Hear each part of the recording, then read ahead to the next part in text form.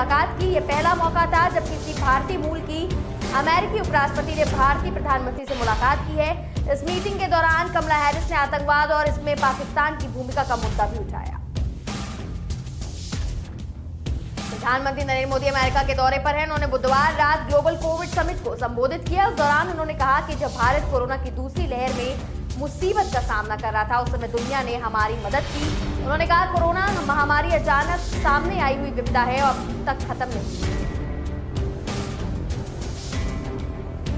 असम के दरांग जिले में गुरुवार को कब्जा हटाने गई पुलिस की अतिक्रमणकारियों के साथ झड़प हो गई। मीडिया रिपोर्ट के मुताबिक सिपाझार में हुई इस झड़प में 2 लोगों की मौत हो गई है, कई लोग घायल हुए हैं। झड़प के वीडियो भी सामने आए हैं। भारी संख्या में पुलिस वाले भी इसमें मौजूद हैं।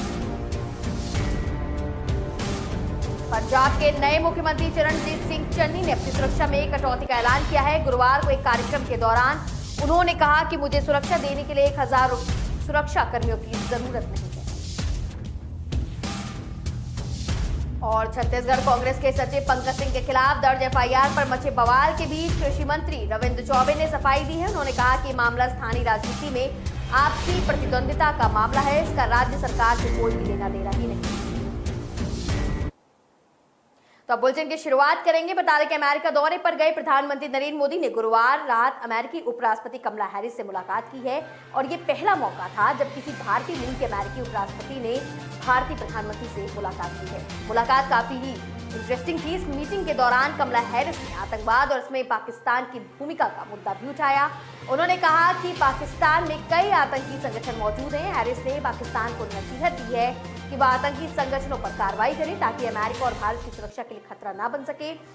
कमला हैरिस ने सीमा पार आतंकवाद के मुद्दे पर भी मोदी के बयान पर भी सहमति जताई है। साथ ही इस बात पर भी एक राय थी कि भारत कई दशकों से आतंकवाद का शिकार होता आ रहा है और अब आतंकी संगठनों को पाकिस्तान से मिल रही मदद पर लगाम लगाने और इस पर कड़ी निगरानी रखने की जरूरत है। हैरिस से चर्चा में प्रधानमंत्री मोदी ने कहा कि मेरा और मेरे डेलीगेशन का स्वागत करने के लिए धन्यवाद। कुछ महीने पहले आपसे बातचीत का मौका मिला था और अब इस तरह की मुलाकात हुई है।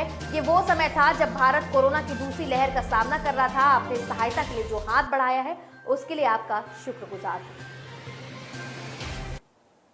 तो प्रधानमंत्री नरेंद्र मोदी अमेरिका के दौरे पर है इस वक्त और उन्होंने बुधवार रात ग्लोबल कोविड समिट को संबोधित किया है। इस दौरान उन्होंने कहा है कि जब भारत कोरोना की दूसरी लहर में मुसीबत का सामना कर रहा था, उस समय दुनिया ने हमारी मदद की। उन्होंने कहा, कोरोना महामारी अचानक सामने आई विपदा है और अब तक खत्म नहीं हुई है। मोदी ने इसके आगे कहा कि दुनिया को वैक्सीन सर्टिफिकेट को आसान बनाना चाहिए। इस बात का भी ध्यान रखना चाहिए कि वैक्सीन के लिए कच्चे माल की आपूर्ति में रुकावट ना हो। मोदी ने कहा कि दुनिया के अधिकांश हिस्सों में अभी वैक्सीनेशन पूरा होना बाकी है, इसलिए राष्ट्रपति बाइडेन की वैक्सीन डोनेशन डबल करने की पहल सराहनीय है। जो बाइडेन ने बुधवार शाम घोषणा की थी कि अमेरिका अपने 50 करोड़ वैक्सीन डोनेशन को बढ़ाकर 1 अरब कर देगा। वहीं असम के दरांग जिले में गुरुवार को कब्जा हटाने गई पुलिस के अतिक्रमणकारियों से झड़प हो गई। मीडिया रिपोर्ट्स की माने तो सिपाझार में हुई इस झड़प में 2 लोगों की मौत हो गई, कई लोग घायल भी हुए हैं। इस बाबत इस झड़प के वीडियो भी सामने आए हैं। इसमें भारी संख्या में पुलिस वाले मौजूद हैं और ये बताया जा रहा है कि पहले लोगों ने पथराव शुरू किया था, इसके बाद पुलिस ने सख्ती बरती। कुछ पुलिसकर्मी गोलियां चलाते भी नजर आ रहे हैं और एक शख्स लाठी लेकर पुलिसकर्मियों की ओर बढ़ता दिख रहा है। इसके बाद कई पुलिसकर्मी उस पर टूट पड़ते हैं और ये बताया जा रहा है कि सोमवार से ही तनाव का माहौल था वहां पर और पुलिस के मुताबिक उनके भी नौजवान घायल हुए हैं। दरांग जिले के एसपी सुशांत बिस्वा शर्मा ने बताया कि अतिक्रमणकारियों ने प्रशासनिक कार्रवाई का विरोध करते हुए पथराव शुरू कर दिया। इसमें 9 पुलिसकर्मी घायल हुए हैं। घटना में 2 ग्रामीण भी घायल हुए हैं जिन्हें अस्पताल में भर्ती कराया गया। फिलहाल स्थिति नियंत्रण में बताई जा रही है और यह भी बताया जा रहा है कि एसपी सुशांत बिस्वा शर्मा मुख्यमंत्री हेमंत बिस्वा शर्मा के सगे भाई हैं। तो पंजाब के नए मुख्यमंत्री चरणजीत सिंह चन्नी ने अपनी सुरक्षा में कटौती का ऐलान किया है। गुरुवार को एक कार्यक्रम के दौरान उन्होंने कहा कि मुझे सुरक्षा देने के लिए 1000 सुरक्षा कर्मियों की जरूरत नहीं है। सरकारी विभागों में कामों को लेकर सीएम चन्नी सख्त नजर आए। मुख्यमंत्री पद संभालने के बाद से ही पहली बैठक में उन्होंने सरकारी विभागों के अधिकारियों और कर्मचारियों को सुबह 9 बजे दफ्तर पहुंचने के लिए कहा था। पंजाब के एक विश्वविद्यालय में संबोधन के दौरान सीएम चन्नी ने कहा कि अपने ही भाइयों से बचाने के लिए सेना की जरूरत नहीं है। समाचार एजेंसी के मुताबिक अगर हम बताएं आपको तो उन्होंने ये कहा है कि मैं आप में से एक हूं और मुझे अपने भाइयों से ही सुरक्षा देने के लिए 1000 कर्मियों की सेना की जरूरत नहीं है। साथ ही उन्होंने अपनी सुरक्षा घटाने का भी ऐलान किया है। भाषण के अनुसार सीएम ने जान के खतरे के जोखिम को खारिज करते हुए कहा कि वह एक आम आदमी है और हर पंजाबी के भाई हैं। चन्नी ने कहा कार्यभार संभालने के बाद उन्हें यह जानकर आश्चर्य हुआ कि उनकी सुरक्षा के लिए 1000 सुरक्षाकर्मी तैनात हैं। इसे सरकारी संसाधनों की सरासर बर्बादी करार देते हुए उन्होंने कहा कि इसकी अनुमति नहीं दी जा सकती, क्योंकि मेरे अपने पंजाबी मुझे क्या हानि पहुंचा सकते हैं, जबकि मैं भी उन्हीं की तरह एक आम आदमी ही हूं। तो छत्तीसगढ़ कांग्रेस के सचिव पंकज सिंह के खिलाफ दर्ज एफआईआर पर मचे बवाल के बीच कृषि मंत्री रविंद्र चौबे ने सफाई दे दी है। उन्होंने कहा है कि मामला स्थानीय राजनीति में आपसी प्रतिद्वंदिता का मामला है, इसका राज्य सरकार से कोई भी लेना देना नहीं है। विधायक शैलेश पांडे के बयान को तवज्जो देने से इनकार करते हुए चौबे ने कहा कि लोकतंत्र में ऐसा कभी कभी हो जाता है। पंकज सिंह पर बिलासपुर में एक अस्पताल कर्मी के साथ धक्का मुक्की और मारपीट करने का आरोप लगा है। रविवार को इस घटना के बाद उनके खिलाफ एफआईआर दर्ज की गई, लेकिन कांग्रेस विधायक शैलेश पांडे ने इसको लेकर राज्य सरकार पर हमला बोल दिया और पांडे ने यह कहा कि पंकज सिंह के खिलाफ कार्रवाई इसलिए की गई है क्योंकि वे टीएस सिंहदेव के समर्थक हैं। यहाँ वक्त हो चला एक छोटे से ब्रेक का, जल्द ही लौटेंगे। हम जब छोटे थे ना, हजारों कछुए आते थे इस बीच पर। हाँ, मैंने भी देखे हैं।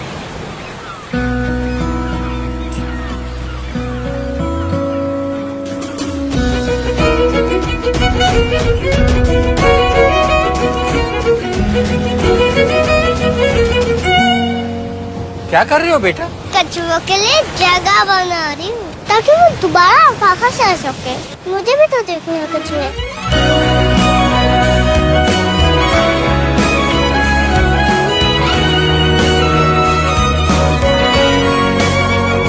अगर कल को बदलना है तो पहले खुद को बदलना पड़ेगा। सर्फ एक्सेल में हमने भी की है एक शुरुआत खुद को बदलने की। Surf Excel Matic liquid 100% eco friendly actives के साथ मुश्किल दाग निकाले और पर्यावरण का भी रखें ख्याल।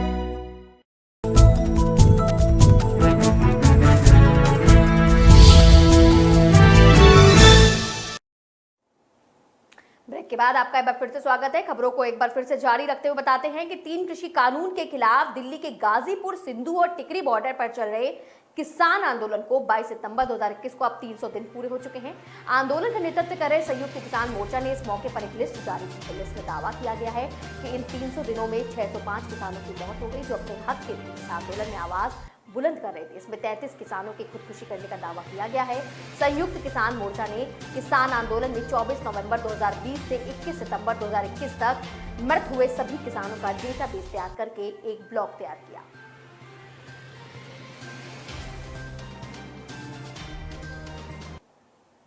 सेना की लड़ाकू क्षमताओं में इजाफे के लिए रक्षा मंत्रालय ने गुरुवार को 118 अर्जुन MK-1A युद्धक टैंक बनाने का ऑर्डर दिया है। चेन्नई स्थित हैवी व्हील फैक्ट्री अवधि को इन टैंकों को बनाने के लिए 7,523 करोड़ रुपए दिए गए। रक्षा मंत्रालय ने अपने बयान में कहा है कि इस डील से रक्षा क्षेत्र में मेक इन इंडिया पहल को बढ़ावा मिलेगा।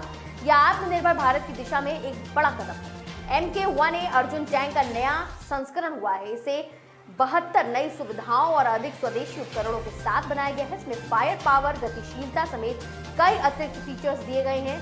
रक्षा मंत्रालय ने बताया कि 118 अर्जुन टैंक के लिए 23 सितंबर को हैवी व्हील फैक्ट्री चेन्नई को ऑर्डर मिल गया था और मंत्रालय ने कहा कि टैंक दिन और रात के दौरान सटीक लक्ष्य निर्धारित करने में भी सक्षम है। ये सभी इलाकों में आसानी से जा सकता है। इसे रक्षा अनुसंधान एवं विकास संगठन DRDO ने डिजाइन और विकसित किया है। तो रोहतक पानीपत आउटर बाईपास पर वीरवार देर शाम तकरीबन 7 बजे एक कार असंतुलित होकर सड़क से नीचे खाई में गिर गई। इस हादसे में कार में सवार 2 लोगों की मौके पर ही मौत हो चुकी है, जबकि 2 अन्य बुरी तरह से घायल बताए जा रहे हैं। बता रहे हैं कि एक्सीडेंट की जानकारी मिलते ही मौके पर पहुंचे स्थानीय लोगों ने घायलों को कार से बाहर निकाला। सूचना मिलते ही रोहतक से अर्बन स्टेट थाने की पुलिस टीम मौके पर पहुंची और घायलों को रोहतक PGI में भर्ती कराया। एक्सीडेंट में मारे गए लोगों के नाम कुछ इस प्रकार है: चरणजीत सिंह जिनकी उम्र 38 वर्ष है और संत वतन जिनकी 53 है, जबकि घायलों के नाम है 30 साल के सागर, 56 साल के कुलवंत। ये चारों एक ही परिवार के सदस्य बताए जा रहे हैं, यमुनानगर के रहने वाले हैं और एक्सीडेंट तब हुआ था जब ये लोग कार में बहादुरगढ़ से वापस यमुनानगर लौट रहे थे। एक्सीडेंट के बाद पुलिस ने यमुनानगर में परिवार को सूचित कर दिया। हादसे की जैसे ही जानकारी मिली तो यमुनानगर से परिवार के कुछ सदस्य रोहतक के लिए रवाना हो गए। प्रत्यक्षदर्शियों की माने तो उनके अनुसार रोहतक पानीपत आउटर बाईपास पर शाम लगभग 7 बजे पानीपत की ओर जा रही सफेद रंग की एक कार अचानक अनियंत्रित हो गई और सड़क के किनारे खाई में जा गिरी। खाई में गिरने से पहले कार ने कई पलटियां भी खाई और उसकी छत व दरवाजे बुरी तरह से कुचक चुके थे। कार का अगला हिस्सा बुरी तरह क्षतिग्रस्त हो चुका है और विंड स्क्रीन चकनाचूर हो गई है। एक्सीडेंट देखकर लोग मदद के लिए दौड़े। कार में कुल 4 लोग सवार थे, जिसमें 2 अगली और 2 पिछली सीट पर ही बैठे थे।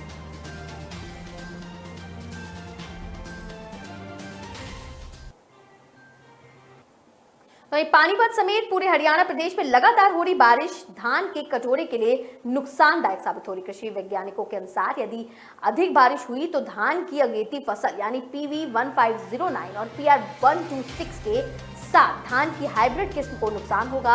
इन किस्म की धान की फसल में पैदावार में तो ज्यादा फर्क नहीं पड़ता, लेकिन जब गुणवत्ता की बात आती है तो वो खराब होने लगती है, जिससे फसल की मंडी में बेचने में परेशानी होने लगती है। जबकि धान की बाकी किस्म की फसलें अभी नुकसान से दूर हैं। धान पानीपत के किसानों की प्रमुख फसल होती है। इस बार पानीपत में धान का कुल रकबा 80,000 हेक्टेयर है। धान की फसल मानसून पर निर्भर करती है। पानीपत में मानसून ने 1 महीने देरी से दस्तक दी है। मानसून देरी से तो आया, लेकिन लगातार हुई बारिश ने उसकी कमी ही पूरी कर दी। अब तक सीजन में पानीपत में सामान्य से 47% अधिक बारिश हुई है। पहले देरी और अब ज्यादा बारिश ने धान और किसानों की चिंता भी बढ़ा दी है। बारिश जारी रही तो किसान की फसल जमीन से मिल जाएगी। ज्यादा समय तक धान का दाना पानी के संपर्क में रहने से काला पड़ सकता है और फिर धान की फसल काटने में भी परेशानियां होंगी। तो देश में कोरोना के नए मामलों में लगातार गिरावट आ रही। वैक्सीनेशन का आंकड़ा अभी 43 करोड़ के पार है और इस बीच सरकार ने ये बड़ा फैसला लेते हुए डोर टू डोर वैक्सीनेशन की अनुमति दी है। इसके लिए गाइडलाइंस भी जारी कर दी गई है। नीति आयोग के सदस्य डॉक्टर VK पॉल ने गुरुवार को इसकी जानकारी दी। उन्होंने कहा कि हम उन लोगों के लिए घर पर टीकाकरण शुरू कर रहे हैं जो सेंटर पर जाने में सक्षम नहीं है। इसके लिए एडवाइजरी जारी की गई है। आदेश में कहा गया है कि वैक्सीनेशन सेंटर पर जाने में अक्षम लोगों को टीका लगाना सुनिश्चित किया जाएगा। सभी राज्य और केंद्र शासित राज्य इसके लिए खास इंतजाम करें। देश में कोरोना के नए मामले लगातार गिर रहे हैं। पिछले 24 घंटों में देश में लगभग 31,000 लोगों के संक्रमण होने की पुष्टि हुई है। हालांकि स्वास्थ्य मंत्रालय का कहना है कि जिस रफ्तार से मरीजों में कमी होनी चाहिए उस रफ्तार से नहीं हो रही है। इसका मतलब है कि कोरोना की दूसरी लहर अभी खत्म नहीं हुई है। नए मामलों में ज्यादातर केरल और महाराष्ट्र के मरीज मिल रहे हैं। केंद्रीय स्वास्थ्य सचिव राजेश भूषण ने बताया कि लगातार 12वें हफ्ते वीकली पॉजिटिविटी रेट में कमी आई है। यह 3% से भी कम हो गया है। देश में रिकवरी रेट की बात करें तो 97.8% है। उन्होंने कहा कुछ राज्यों में वैक्सीनेशन पर जबरदस्त काम चल रहा है। इस वजह से 18+ आबादी के 66% हिस्से को कोरोना के कम से कम 1 डोज लग चुका है। 23% को दोनों डोज भी लग चुके हैं। वक्त हो चला एक और छोटे से ब्रेक का, जल्दी हाजिर होंगे। माँ, आज कुछ स्पेशल है क्या? ये तेरी ट्रॉफी है। ट्रॉफी? किस लिए? क्योंकि तू दिन भर भागता रहता है। तू सुबह उठ के स्कूल के लिए भागता है, क्लासरूम में तेरा दिमाग भागता है, बाहर तू बॉल के पीछे भागता है, स्कूल से घर के लिए, फिर ट्यूशन के लिए, फिर खेलने के लिए। तू दिन भर बस भागता ही रहता है और सिर्फ एक चैंपियन ही इतना भाग सकता है। तो ये है मेरे चैंपियन की ट्रॉफी।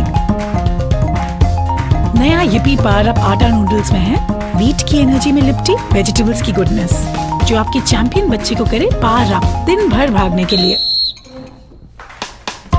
It's better no? नया Sunfeast yippee power up from ITC। अर पन्ना काली बा अंधियारी रे मांझल रात, अंधियारी रे आधी रात ले नानो सौजियो साथ, चित्तौड़ दुर्ग सू एकली चली, कुंभल गढ़ताई चाल पड़ी, मेवाड़ धरा पे उन वेला में राज करे बनवीर ये माँ, राज करे बनवीर ये।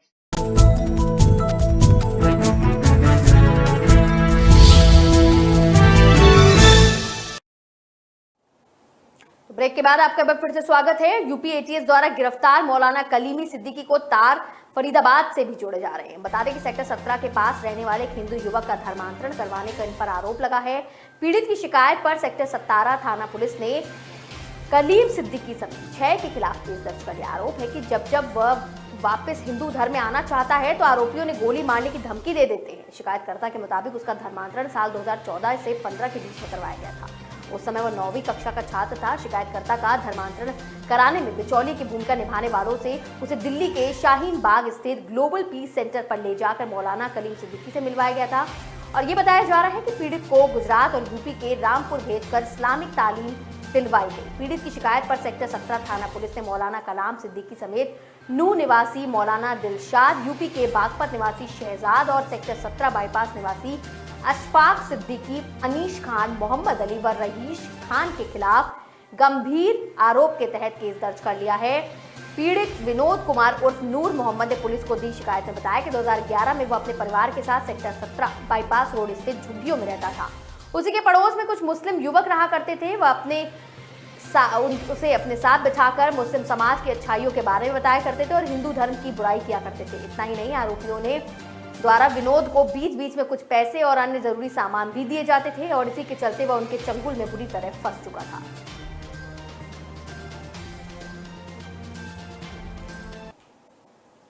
तो सम्राट मेहरभोज की जाति को लेकर ग्वालियर और मुरैना में 2 वर्गों के बीच संघर्ष बढ़ने लगा है। सम्राट को अपनी जाति और वंश का बताकर गुर्जर और क्षत्रिय आमने सामने आ गए हैं। मुरैना में सड़क जाम के बाद बान मोड़ में 12 से अधिक युवकों ने गुरुवार रात को मुरैना व ग्वालियर के बीच चलने वाली बसों में तोड़फोड़ की। सवारियां जान बचाने के लिए चीखने लगी।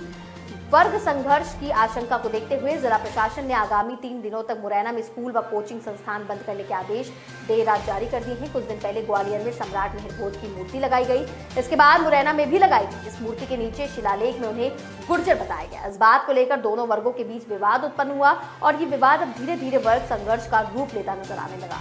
मुरैना में गुरुवार को दिन में एक जाति के लोगों ने एमएस रोड पर जाम लगाया था। उनकी मांग थी कि सम्राट मेहरभोज की पट्टिका पर जिस वर्ग का नाम लिखा है वह गलत लिखा है, उसे हटाया जाना चाहिए। इस वर्ग के लोग हंगामा करते हैं। उससे पहले ही भारी संख्या में पुलिस बल मौके पर पहुंच गया, उसको तितर बितर करते हुए वापस कर दिया गया। इसके बाद गुरुवार रात 10 बजे बान मोड़ में ग्वालियर मुरैना के बीच चल रही बसों में तोड़फोड़ कर दी गई। फिलहाल किसी सवारी के घायल होने की सूचना तो नहीं मिली है, लेकिन ये माना जा रहा है कि यह दिन किए गए विरोध का जवाब है।